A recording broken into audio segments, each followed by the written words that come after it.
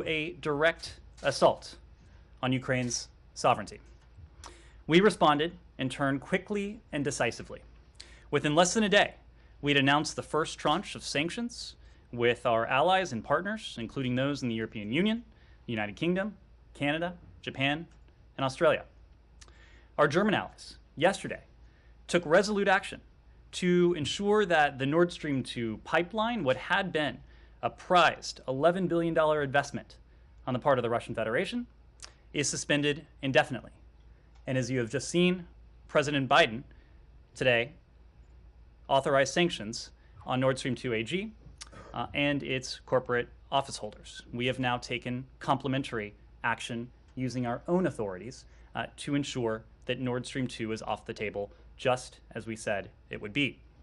In lockstep with our allies, we are blocking from the global financial system two large banks that are connected to the Kremlin and Russian military, and Russian sovereign wealth can no longer trade on US or European financial markets. As you all know, we additionally sanctioned Russian elites, those elites who are in many ways complicit. This is the beginning of our response. If Putin escalates further, we will escalate further using additional sanctions and export controls, which we've yet to unveil, but are fully prepared to implement with allies and partners across the globe. The sequence of events that Secretary Blinken laid out at the UN Security Council last week appears to be proceeding exactly as he laid out. We've seen false flags. We've seen provocations. We've seen theatrically staged meetings at the Kremlin. We've seen cyber operations, and the list goes on. So where do we go from here? Moscow needs to demonstrate that it's serious about diplomacy. Russia's actions over the last 48 hours have, in fact, demonstrated the opposite. If Moscow's approach changes, we remain ready to engage. The United States and our allies and partners remain open to diplomacy. We are eager to engage to avert what would be a brutal and costly conflict. But as we have said, diplomacy cannot succeed unless Russia changes course. As we have said, we are prepared. We are prepared for any contingency going forward. Matt. Okay. Thanks. I have a question about the Houthi sanctions, but it's largely semantic, so I'll leave it till later. On Nord Stream 2, you guys have been saying for months, indeed for over a year, since the waivers were first granted, that in fact this gave you additional leverage, withholding the sanctions did, and would serve as a deterrent. Clearly, it didn't. They didn't provide you with any leverage at all that we can tell, because of what you just said in your opening statement about the invasion beginning. So, you know, how do you explain to people why you didn't impose these sanctions earlier? So, Matt, it's important, and let's just rewind the tape and remember what has happened in recent hours. Yesterday, within a short time frame of the Russian invasion beginning, Germany took decisive, resolute action to take Nord Stream 2 off the table. Today, we followed with our own complementary authorities using the powers and capabilities that we have. We have always said, in the context of Nord Stream 2, in the context of the steps that we are taking with partners and allies around the world, that one of the most important tools we have in our arsenal is transatlantic unity.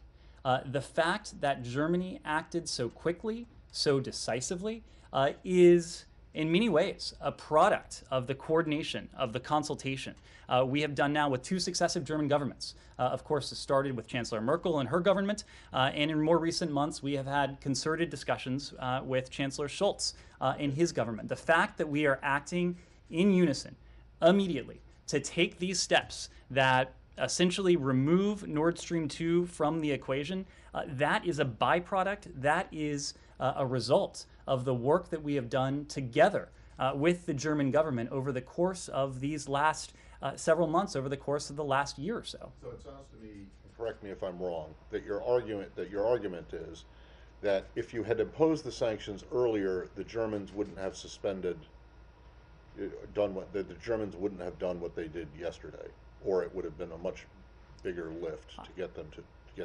that. What we have said, and our strategy has been predicated on the knowledge that transatlantic unity is the most powerful instrument we have. But I don't. But look, the pipeline's already been built. Okay. Now, whether it gets turned on or not, is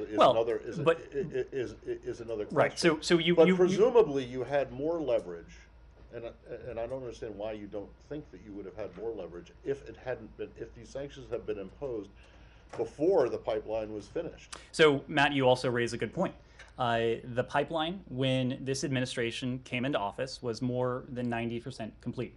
We have imposed sanctions under PISA on a number of targets associated with this pipeline, persons and entities. But the fact is that had we sanctioned Nord Stream 2 AG, had we sanctioned its corporate office holders, it is far from clear that that would have kept the pipeline from going into operation. What the Germans did yesterday was to ensure that the pipeline is no longer part of the equation. Right. So by acting together with the Germans, how we did, when we did, and the way in which we did, we have ensured that this is an $11 billion prize investment that is now a hunk of steel sitting at the bottom of the sea. All right. Well, I don't think you though can prove, and the converse can't be proven either. But you just don't know if imposing the sanctions earlier would have had more of a deterrent effect, or any deterrent effect. Well, if we would have made it a sunk cost many months ago for the Russian Federation, I don't think that would have had much deterrent capability. Well, but it hasn't anyway. So I'll leave it there. Simon. Yeah, the Secretary obviously said yesterday he had cancelled his meeting with Foreign Minister Lavrov, but you guys remain open to diplomacy. So what exactly would you want to see from Russia in order to, reschedule that meeting, in order to resume some kind of diplomacy, diplomatic talks between you? And just an additional one, you've sort of, this is the last, or this is part of the first tranche of sanctions, the Nord Stream 2 sanctions that just came out. Is that the end of the first tranche, or is there more coming in that? And can you say whether more sanctions actions will be taken if Russia, doesn't escalate further from where it is now? Well, the question you ask is what we would like to see. Let me start by answering that question by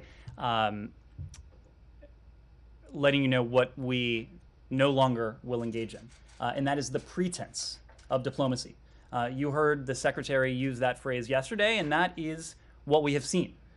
This is, and has been, in some ways, diplomatic Kabuki theater on the part of the Russians, making statements that they are committed to a diplomatic path, while their actions suggest exactly the opposite. That is not an environment in which diplomacy can achieve the results that it needs to achieve. Our goal here, even as the Russian invasion of Ukraine is beginning, is to avert the worst case scenario that we have warned about for some time now. And we have gone into great detail in terms of what that could look like. Electronic warfare, a fuller scale invasion, an attack on major urban centers, including Kyiv, a city of 2.9 million people, horrific human rights abuses, atrocities, potential war crimes.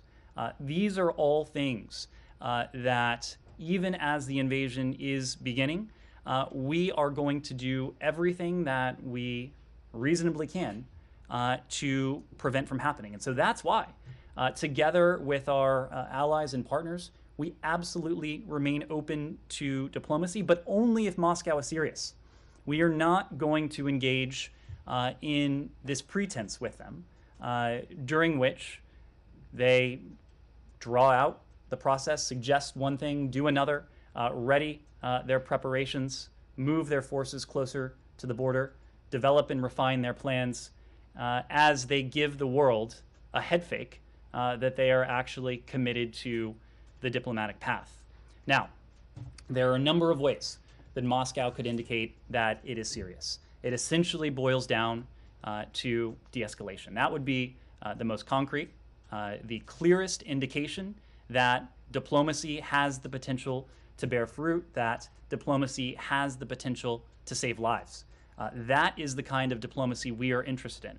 That is also not the kind of diplomacy that we have seen any indication as of yet that Moscow is interested in. Vivian.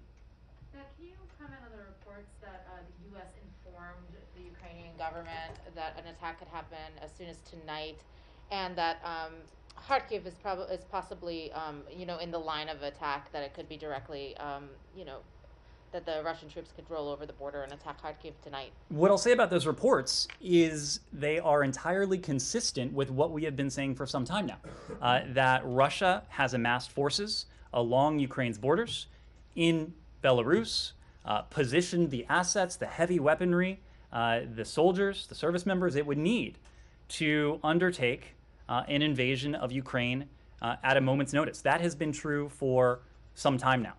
So for several days now, we have said the invasion is potentially imminent, meaning it could start today, it could start tomorrow, it could start next week. What we haven't seen is, and this goes back to Simon's question, is any indication that the Russians are backing away from this. We have not seen any data points that alleviate the grave concern, the profound concern that we've been expressing for some time now.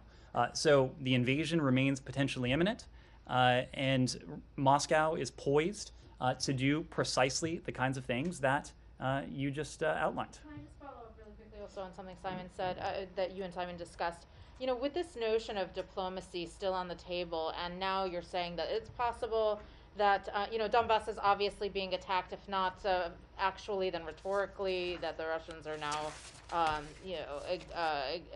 acknowledging or recognizing their autonomy and sovereignty.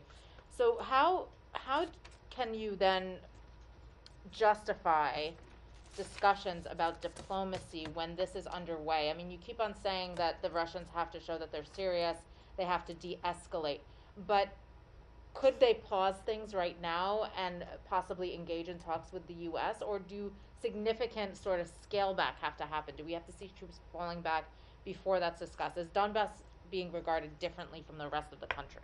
So you heard from our colleagues at the White House and others here over the course of the day yesterday, including the Secretary, that the invasion is beginning. And when we spoke about the beginning of the invasion, we talked about several developments over the course of that 24-hour period.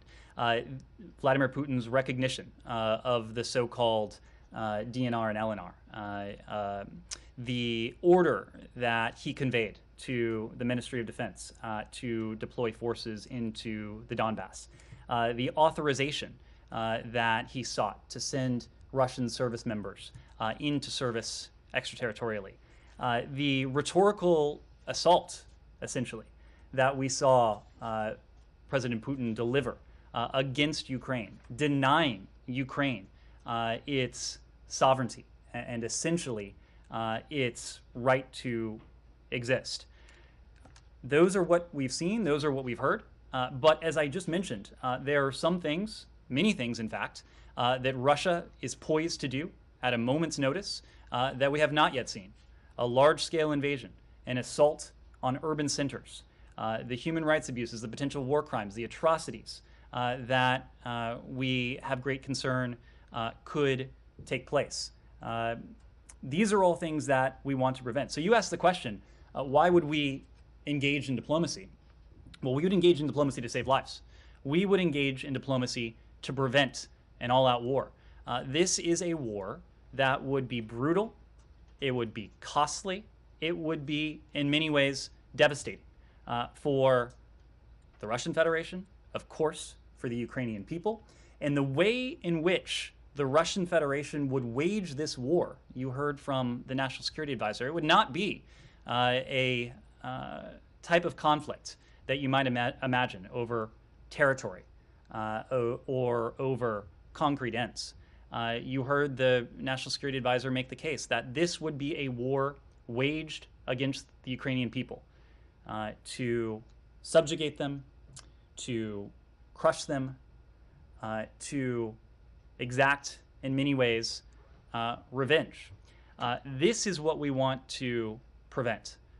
So we are ready to engage, but we need a partner.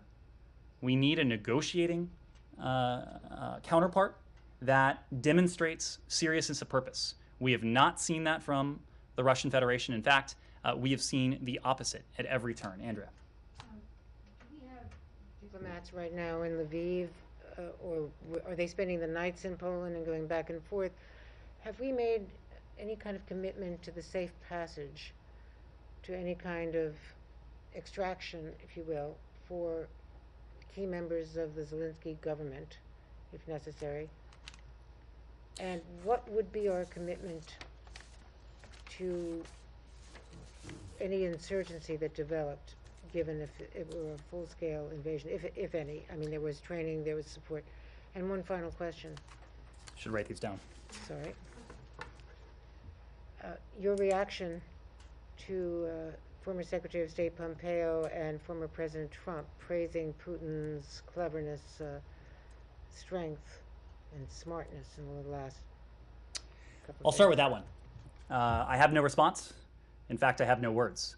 To move on to Lviv, I think what you heard from us on Sunday is that the Secretary had determined that it was in the best interests, of the safety and security of our team on the ground, for them to temporarily relocate into Poland.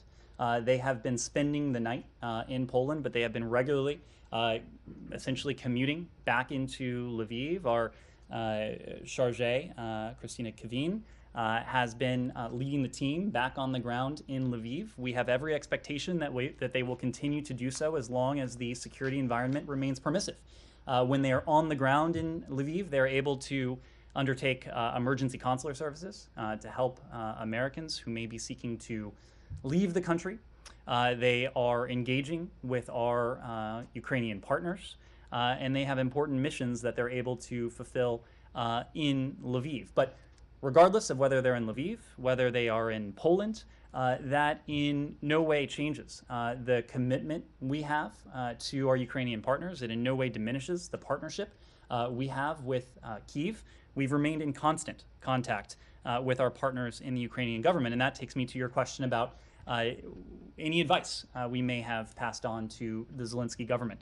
The fact is that we are in contact with our friends and counterparts in Kyiv on a daily basis. As you know, Foreign Minister Kuleba was here yesterday. The president had an opportunity to speak to President Zelensky over the weekend. The secretary was in the Oval Office for that call. The President Zelensky and his team know that they have the steadfast and unwavering support of the United States. Of course, our goal in all of this is to avert that worst-case scenario, the worst-case scenario that we've already talked about in the course of this briefing. The fact is that the president and his team will make decisions in the coming days based on the best interests of their country and their people. The foreign minister was asked a question about this just yesterday. He provided an insight into their thinking, but these will be decisions that our Ukrainian counterparts will make based on their own determinations and their own calculus. In terms of our, let me put it this way, in terms of our continued assistance to our Ukrainian partners, the president has made very clear that in the event of a Russian invasion, which, as we have said, is beginning, we will not only continue our defensive security assistance to our Ukrainian partners, but we will double down on it. So on top of the unprecedented level of defensive security assistance that we provided to our Ukrainian partners over the last year, $650 million, including a $200 million drawdown that the president signed in December, deliveries of which continue to flow into Kyiv. Flow into Ukraine, I should say. We will continue, not only continue to provide that support, but we will look to further that defensive security assistance for our Ukrainian partners. Kylie. I'm just wondering if Russia has responded at all to Blinken's letter yesterday, and what diplomatic conversations between the U.S. and Russia have looked like in the last 24 hours. What I'll say is the Secretary laid out for Foreign Minister Lavrov in a private communication the fact that under the current circumstances and what we have seen from the Russian Federation so far, our conclusion that a meeting this week in Geneva would not serve the purpose that any such meeting would need to serve. And first and foremost, that is to avert a brutal, massive, costly conflict. The Russians and all of you later heard that publicly from Secretary Blinken. The Russians know precisely our position. They know through private communications and through our own public messaging that we stand ready to engage diplomatically if they are willing to do so in good faith. And if they are willing to change their posture, we will be ready, willing and able to engage them on this. And did the Secretary detail what in good faith would look like in this letter, or was it broad descriptions like you just gave? We are not going to be prescriptive in terms of what de-escalation might look like, what good faith might look like. We have been very clear because all of you know, presumably our counterparts in the Russian Federation know, what steps might look like if they were interested in signaling de-escalation. We have not seen any of those steps. And again, we have seen steps that actually move in the opposite direction. And then just last question. Can or will the U.S. keep open our embassy in Moscow if there's a full-scale invasion into Ukraine?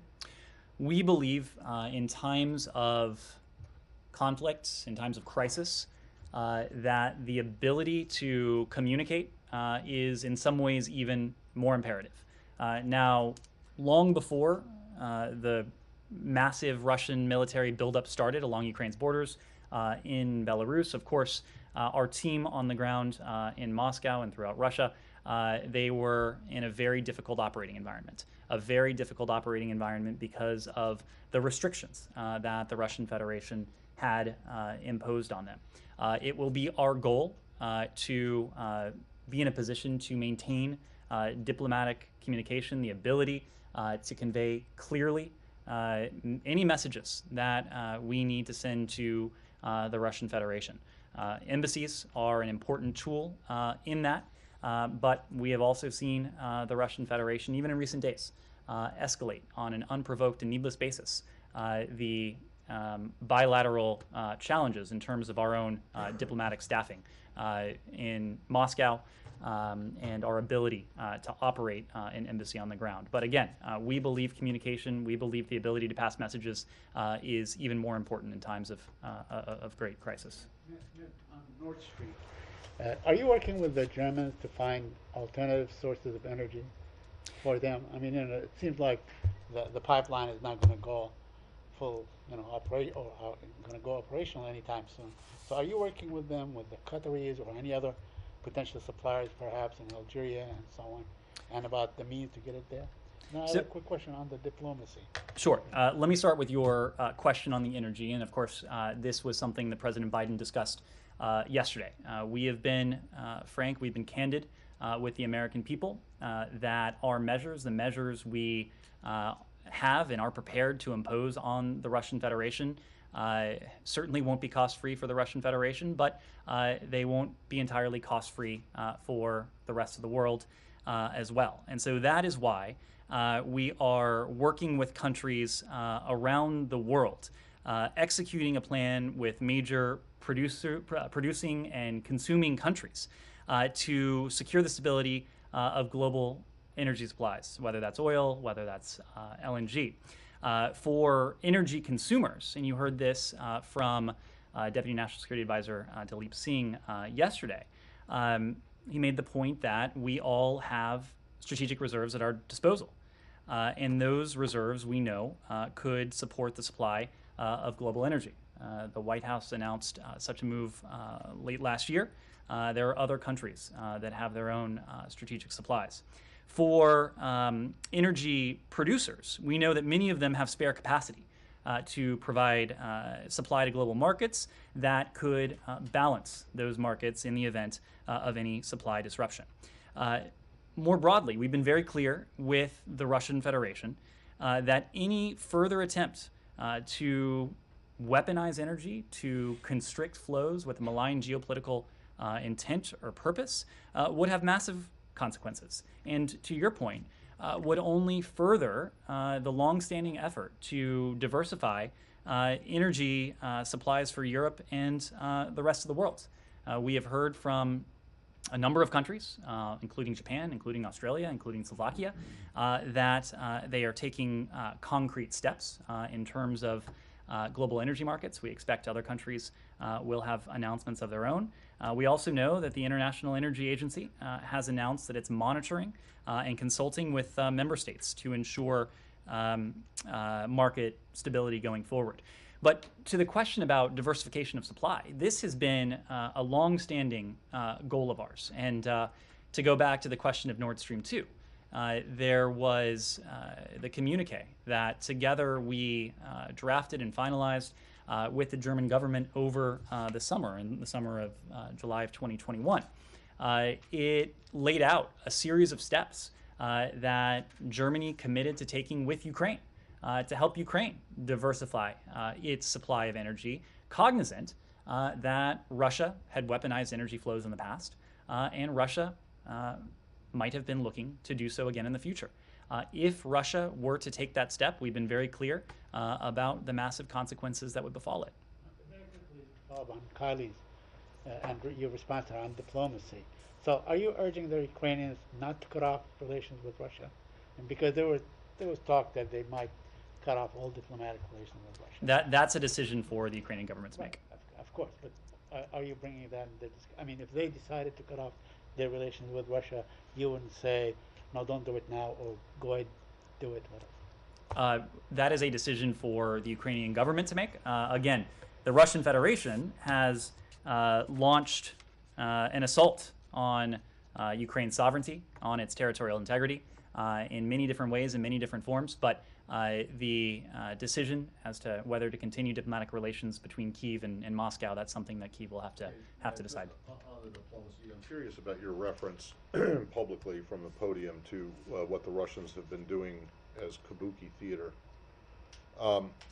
What specifically are you referring to? The meeting in Geneva between Secretary Blinken and Foreign Minister Lavrov, the UN Security Council meeting last week, or even yesterday, whatever it was, a day or two ago, the Russian National Security Council. So I think you could point to any number of steps. What comes to my mind immediately was the dramatic theatrical scene we saw, I guess it was last week now, between President Putin and his deputies, in which they had what was scripted, I assume, to be a pretty candid exchange, indicating that the Russian Federation should pursue diplomacy, only as at that very moment and in the days that followed, we saw additional Russian forces go to the border. We saw additional Russian forces take up readiness. That is not consistent with a country that purports to be interested in diplomacy. No, but that is not diplomacy per se. That was an internal government meeting, whether they was staged. That was Kabuki theater. I think we can agree.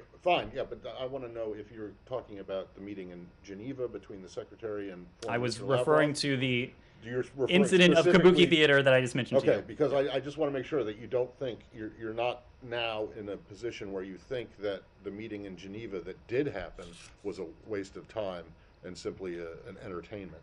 Look, I wouldn't want to characterize Or the Security Council meetings are a waste of time because Well, I just want to make sure that you're not so talking about the UN Security those. Council meeting most certainly was not a waste of time because the Russian Federation and the entire world heard from a number of countries the broad and strong consensus that this should be resolved diplomatically and that state sovereignty should be an inviolable principle. That certainly was not pointless. Yes. Sure. Because before the Security Council meeting, U.S. officials said that they believed Russia could be using it as a pretext for this invasion. And you said earlier that this is and has been, in some ways, Kabuki theater all along. So are you, to Matt's point, are you making the assessment that the Russian Security Council meeting you're referring to? No, sorry, the one last Thursday before there was a briefing where U.S. officials said they believed, given the document that the Russian mission circulated, that they were going to use the meeting as a pretext. So do you assess now that all of these diplomatic engagements were part of a charade to give Russia cover, to show that they had been, engaging in good faith diplomacy in their mind. I wouldn't want to make a sweeping categorical judgment like that.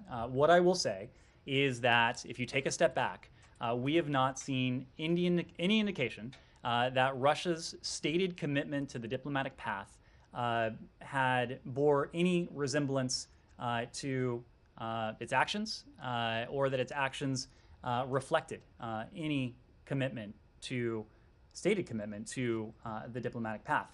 That is not to say that there is not value in these sessions, and I think the UN Security Council session that you all saw last Thursday was extraordinarily valuable. It was valuable even for the Russian Federation, and if any of those messages got to the Russian people, they would have heard a strong message of resolve and consensus and unanimity from the rest of the world, that the steps that Putin was taking, the plans that he may well still have in mind, that is not something that the rest of the world is prepared to countenance. But the meetings in Geneva, the non-papers back and forth, that you don't think that all was a charade by the Russian government? I am not prepared to use such wholesale language. Now, have we been able to deter and to prevent the worst case scenario? That's still an unresolved question. What is not unresolved is that we have seen continued signs that the Russian Federation is moving forward with the plans that we have been warning about for weeks. Can I just another follow-up? Especially the Japanese, who invented it. They pay to go see it. So no offense intended. Yes. Can I just another follow-up? Yesterday, Foreign Minister Kuleba said that their plan A, obviously, is to use diplomacy to deter Russia. Mm-hmm. Plan B is to defend every inch of Ukrainian territory. You've previously praised their restraint.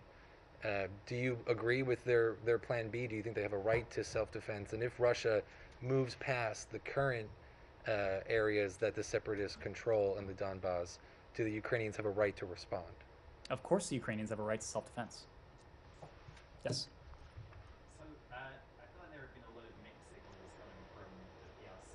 In terms of its stance on the Ukraine situation. At times they've talked about the importance of state sovereignty. At other times they've railed against NATO expansion. Has the State Department been in communication with PRC interlocutors seeking clarity on their position? And have you laid out any ways in which these ongoing signals might undercut US-China ties? And on a related note, you've kind of hinted before that if the PRC were to seek to undermine the impact of US sanctions on Russia, then the US would have countermeasures. Have those discussions continued with PRC interlocutors? Well, as you know, Secretary Blinken had an opportunity to speak to his counterpart, Foreign Minister Wang, just the other night. And one of the two primary topics they discussed was Russia's the crisis that Russia has needlessly precipitated with Ukraine and with the rest of the world. Secretary Blinken, and we issued a readout, the PRC also issued their own readout, but you saw in our readout that the Secretary made very clear where we stand in terms of our unwavering support for Ukraine's territorial integrity and its sovereignty. And I think especially that last point, sovereignty, should be an element that the PRC understands quite well. We often in statecraft hear the PRC cite this principle of sovereignty, which in any number of instances they have claimed should be inviolable, should be sacrosanct, should be one of the foundational rules that countries abide by and respect. So you'll have to ask the PRC how they marry that long-standing position with anything less than an effort to use the considerable influence and sway they have with the Russian Federation to urge Vladimir Putin to back down, to de-escalate. Whether they are doing that, you'll have to ask them. But we did see in the readout that our PRC counterparts are also calling for the situation to be resolved diplomatically and to be resolved peacefully. Now, whether Putin heeds that call, I think that is not something we yet know. What about relaying the potential impact on U.S.-China relations? Look, in terms of our bilateral relationship with, In terms of China's support for Russia and its railing against NATO expansion and the potential, tacit endorsement that provides, what's the impact of that on U.S.-China relations? well, we believe, and we've made this point not only about the PRC, but every responsible country in the world has, in our estimation, an obligation to use any influence it has with the Russian Federation to urge, to incentivize, to advocate for Vladimir Putin to back down, for the Russian Federation to de-escalate. Again, you will have to ask the PRC whether they have used their own considerable influence with the Russian Federation to that end. Of course, we've all read the 5,000-word joint communique, and we can glean our own conclusions from that. I think what gives us concern is that from that manifesto and from what we've seen not only in recent days, weeks, and months, but in recent years, is this growing partnership between Russia and the PRC. And I say it's concerning because we talk about a rules-based international order, a rules-based international order that has been at the crux of 7+ decades of unprecedented levels of stability, of security, of prosperity the world over, whether that's in Europe or the Indo-Pacific and places in between. It is true, we think, that Russia and the PRC also want a world order. This is a vision that they appear to be developing together, if you read that communique. But this is an order that is and would be profoundly illiberal, an order that stands in contrast to the system that countries around the world, including, by the way, Russia and in some ways the PRC, have built over the last 7 decades. It is an order that is in many ways destructive rather than additive. So that is, as we see this relationship develop, and we've seen something that gives us great concern. And of course, in recent days, we've seen Russia reach out to its autocratic counterparts in other corners of the globe. This gets back to one of the core points that the president has been making since before he assumed high office, and that is increasingly we are seeing the world divided between democracy and autocracy. It is and has been a charge of this president and this administration's foreign policy to act to unite our democratic colleagues around the world, to act in unison, to galvanize collective action. And I think whether the challenge has been what Russia is doing, whether the challenge has been what the PRC is doing, what we are seeing from state and non-state actors around the world, you've seen us succeed in that. But it will continue to be an animating principle as we continue to see the forces of autocracy, the forces of authoritarianism, the forces of illiberalism continue to work together and attempt to combine forces. But the other point, even as they try to do that, we are confident. We are confident in our own abilities. We are confident in our abilities as an international community, and whether that's the West, whether that's a community of democracies, whether it is our system of alliances and partnerships that span the globe. And we're confident for a number of reasons.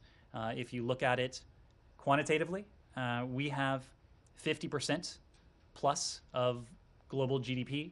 We have a large share of the world's population. China and Russia, in terms of their GDP, are what, 20% of global GDP? We have innovation, we have entrepreneurship, we have a shared set of values that we really think are a core instrument of national power. And we know that when we put all of this together, especially when we act with our allies and our partners, as we've done in the face of the challenge that Russia has posed, in the face of the challenge to the rules-based international system that the PRC has posed, or even when you talk about the threats and challenges that we face that are not state actors, climate change, COVID, economic recovery. We know that acting together, we are situated to take on any threat, to seize any opportunity. And that's really been the driving force of our foreign policy. It's why Secretary Blinken spent so much time of his first year in office repairing, revitalizing, in some ways reimagining the system of alliances and partnerships. And you are seeing the dividends of that now play out, even in recent hours. Well, first of all, can you guess how long that answer was? How I- many I- minutes that was? I'm sure you will tell me. Well, I can't because my otter seems to have like frozen here. I hope you pay for the premium version.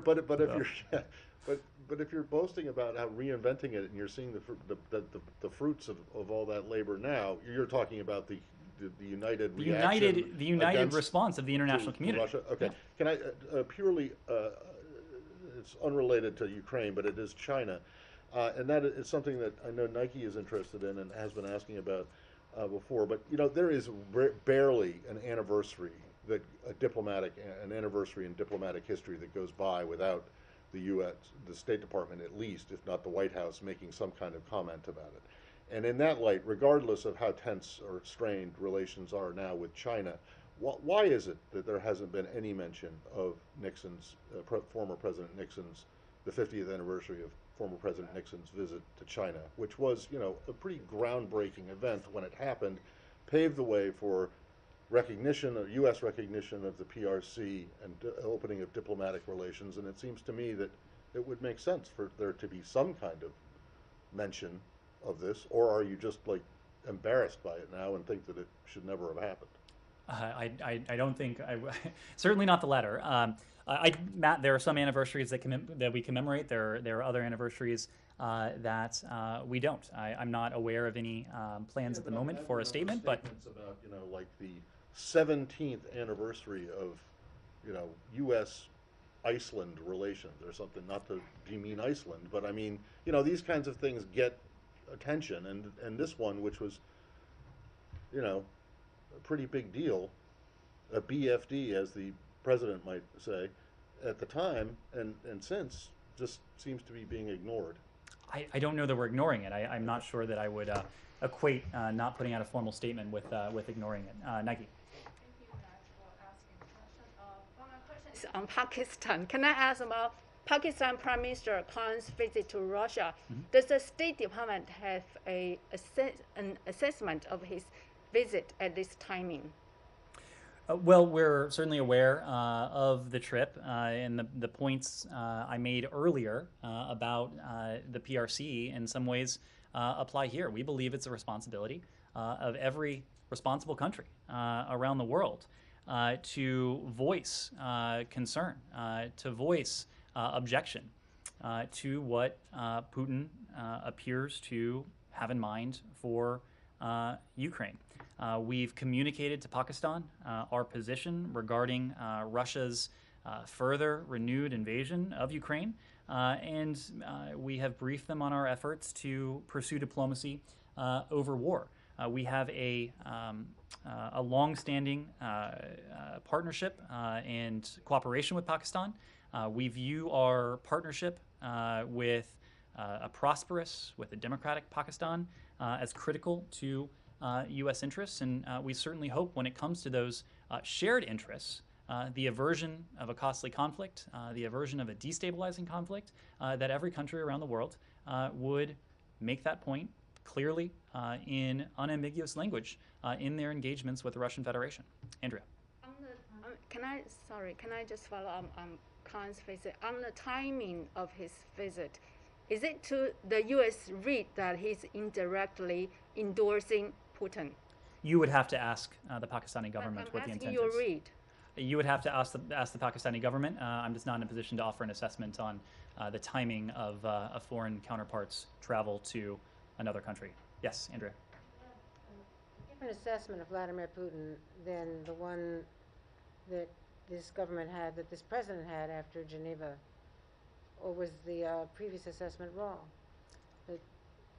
The previous assessment and the assessment now is that we would prefer a relationship with Russia that is stable and predictable.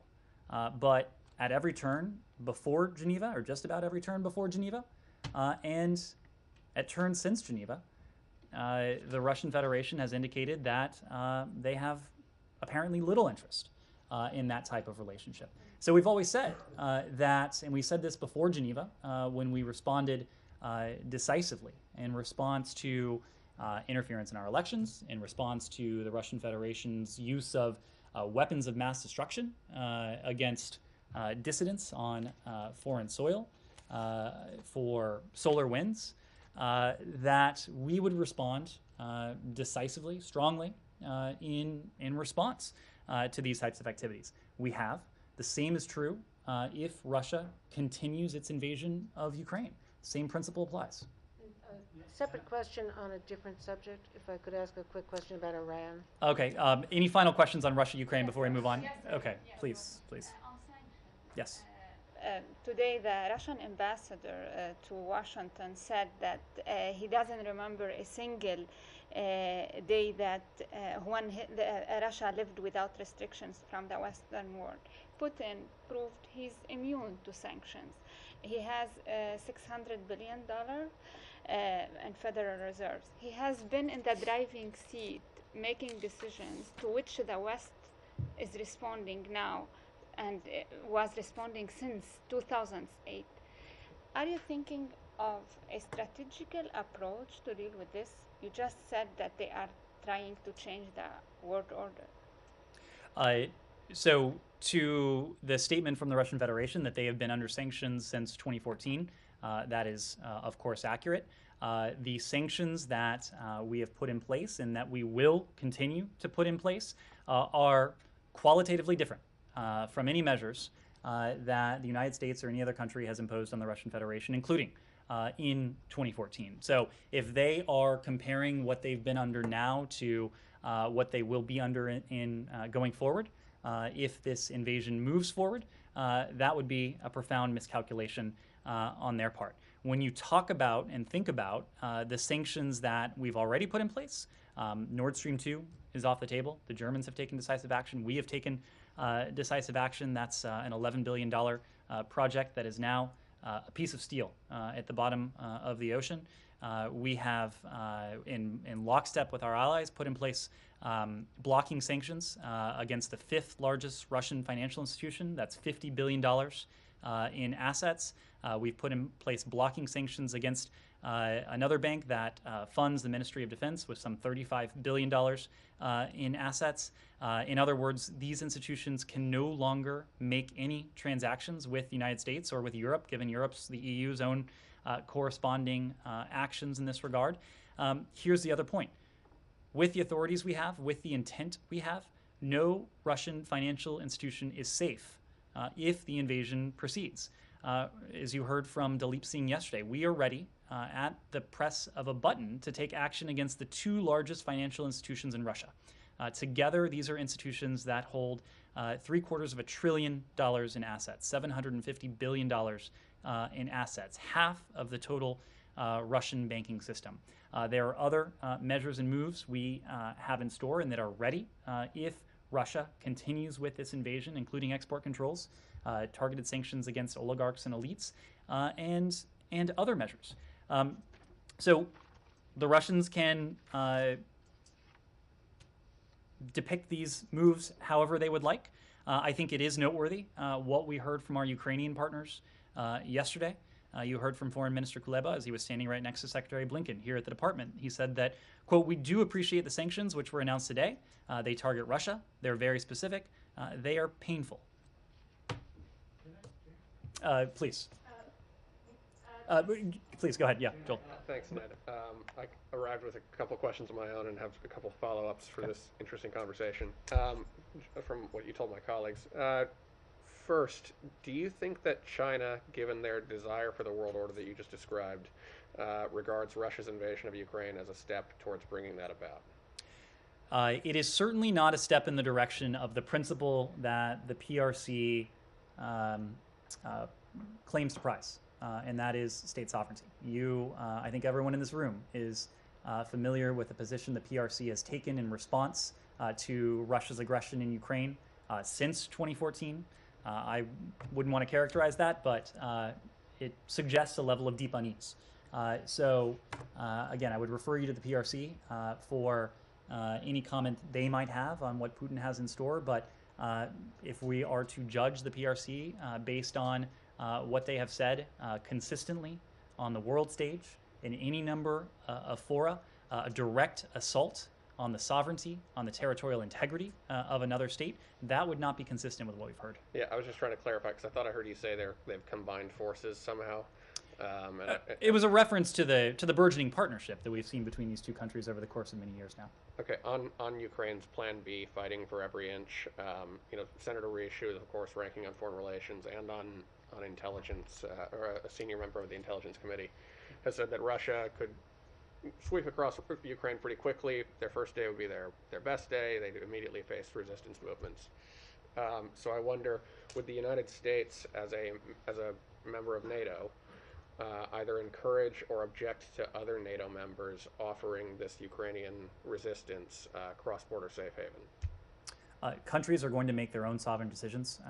We have, in recent weeks, as you know, worked with a number of our NATO allies to authorize them to provide U.S. origin equipment to our Ukrainian partners. This is defensive security equipment with an understanding that our Ukrainian partners need supplies, need material to defend themselves. The United States has provided them with this. We have a number of our NATO allies have done the same. But when it comes to decision that NATO allies or other countries in Europe might make along those lines, I need to refer you there. And that, I guess I wonder, do you see any lessons from Afghanistan for the kind of risk that where of course, when the Taliban could retire across the border to a place where they couldn't be attacked, then that was difficult for a modern military to defeat? I would hesitate to make battlefield comparisons between two very different countries. Finally, what I hope are truly a couple quick ones. Those Nord Stream 2 sanctions, are those permanent, or do you think that the permanent punishment for this is that's gone, or do you regard that as something that could be lifted again later in exchange for de-escalation? And could we also get an answer to Foreign Minister Kuleba's request for a Lend-Lease program? Do you expect that to proceed? Look, the fact is that sanctions are a means to an end. There is no sanction in any responsible sanctions program around the world that is permanent. And that is precisely because we don't sanction countries just with the goal of enacting sanctions. This is not a policy to be purely punitive. This is a policy to change behavior. In this case, this is a policy to deter a further Russian invasion of Ukraine, to deter a war, a bloody, costly, devastating war that would take place on European soil and that would constitute the greatest threat to peace and security since the conclusion of World War II, certainly since the end of the Cold War. Right, so now the imposition of sanctions is a deterrent? I thought we just spent the last couple of months, you and the administration spent the last couple of months arguing that the threat of sanctions was the deterrent, and that if you actually imposed them, then you would lose that deterrent. Matt, you've heard us say. Well, you can't have it both ways. We're not having it both ways, Matt. You have heard us say very clearly: if Russia's invasion escalates, if Russia's actions escalate, so too will our response.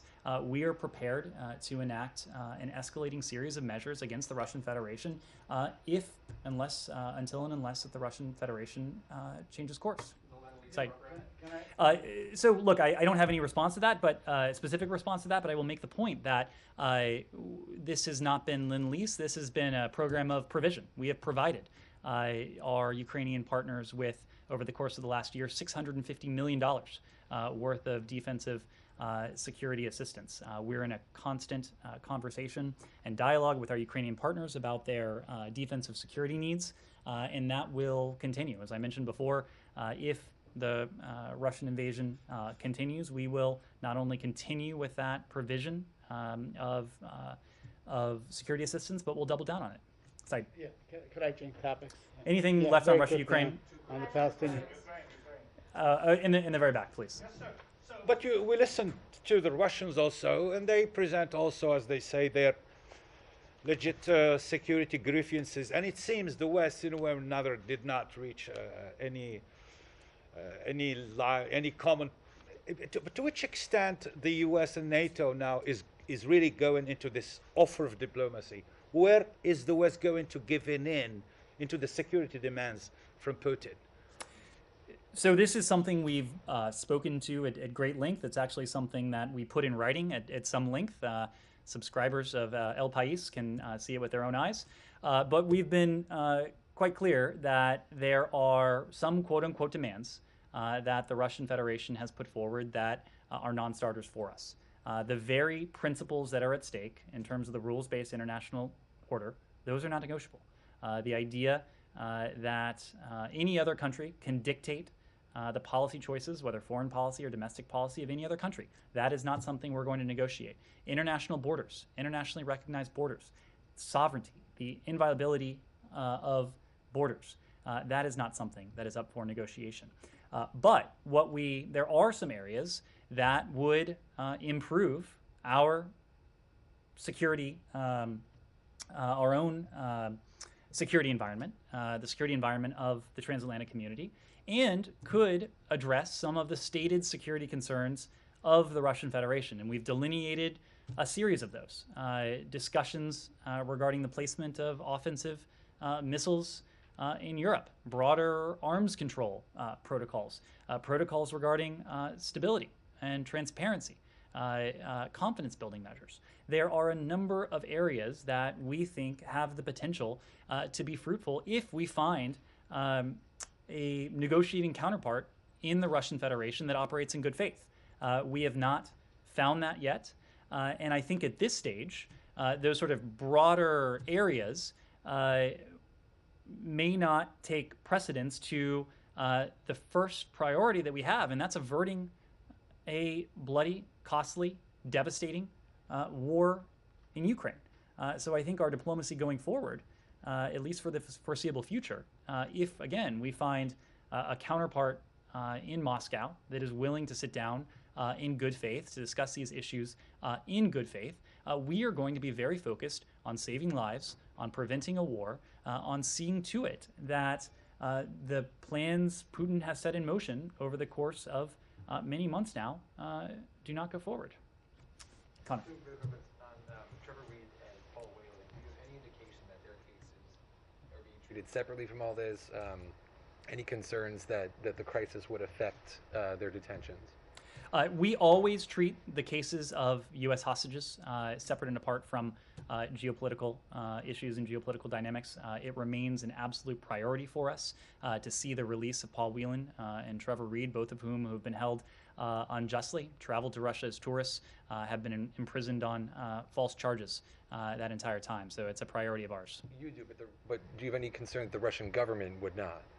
Again, human beings should not be held as pawns in terms of state-to-state relations.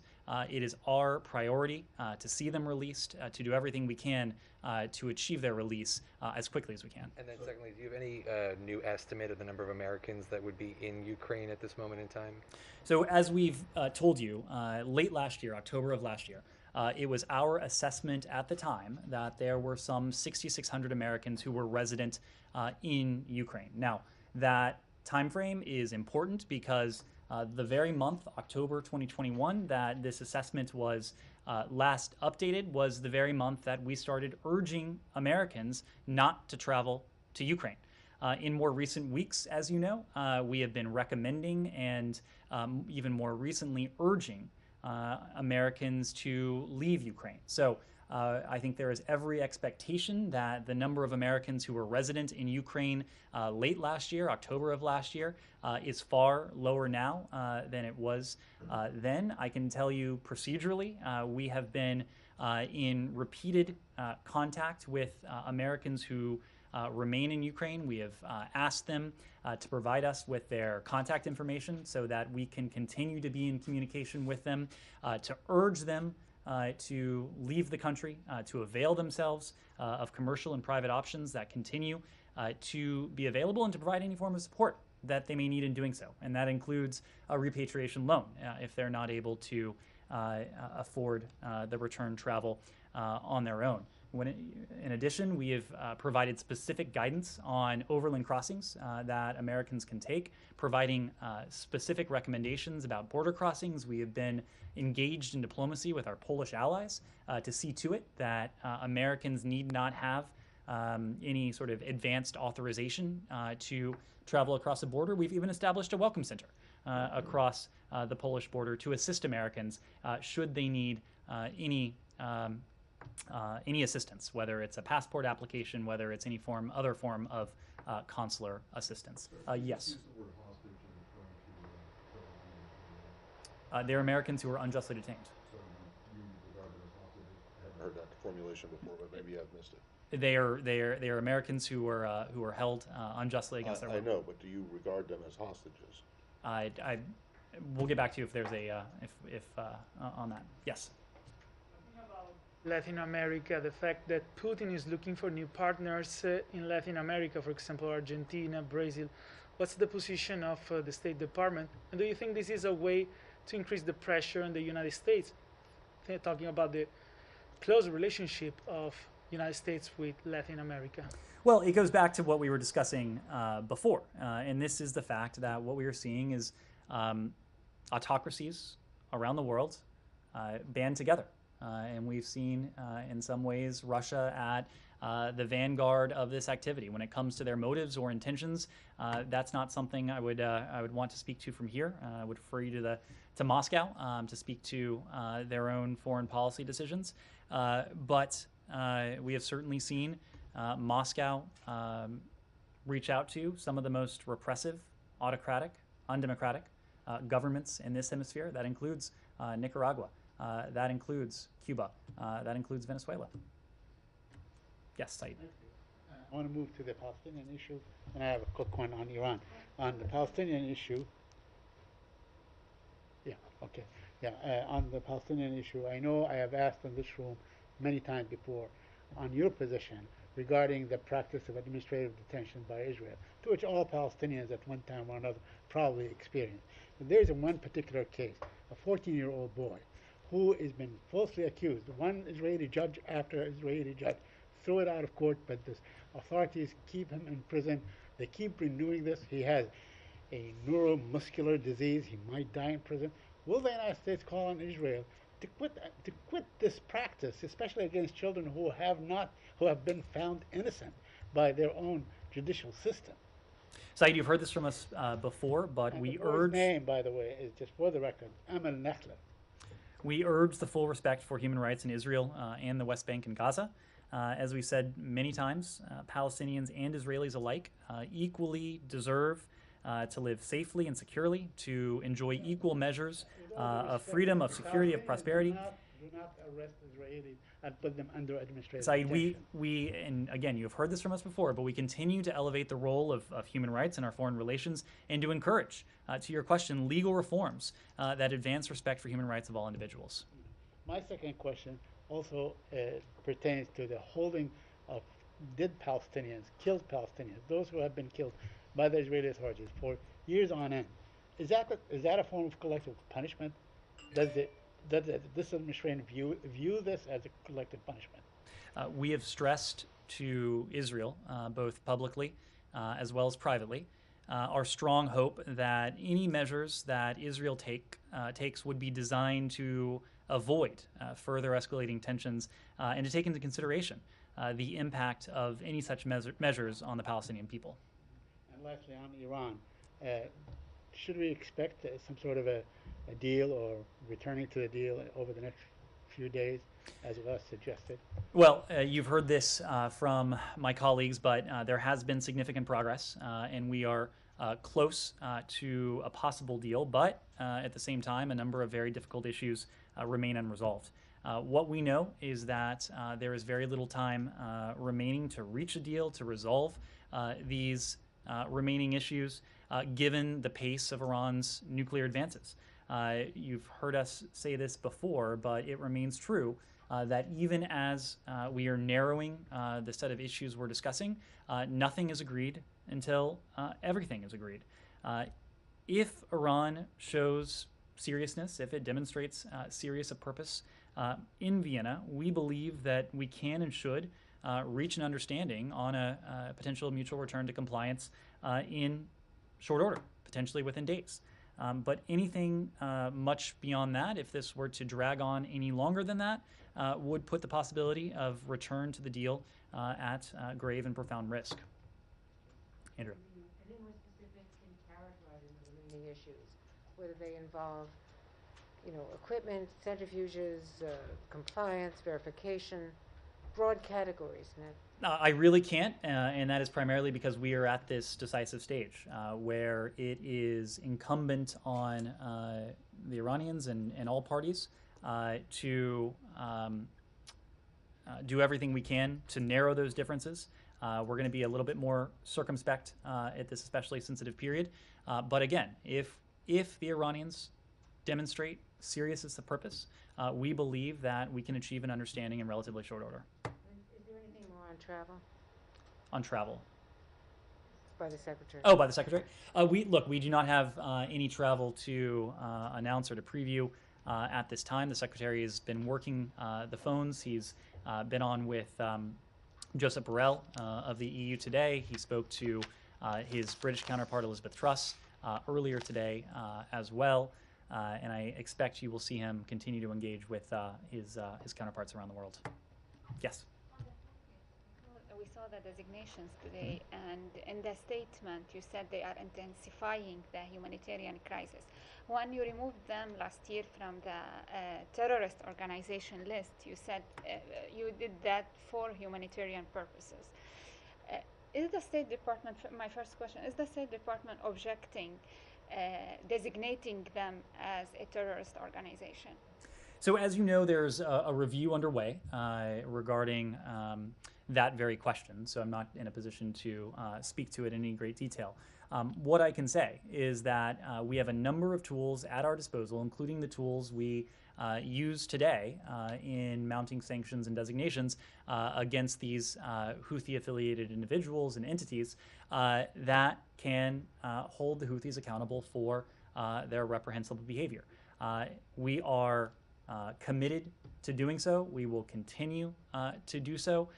We will use every appropriate tool to hold accountable those Houthi leaders who are responsible for the terrorist attacks against our partners in the region, for the violence in Yemen itself, for the humanitarian emergency, which by many estimations is now the world's worst humanitarian catastrophe, with some 16 million people who are suffering from food insecurity and malnutrition.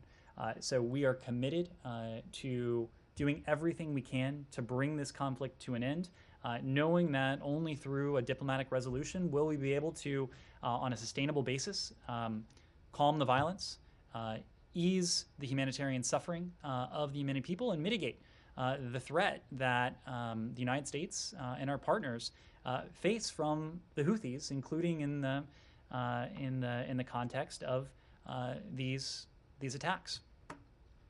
Iran, do we expect anything regarding the detainees ahead of the deal? Again, this is an issue that is of the utmost importance to the United States. At every single opportunity, we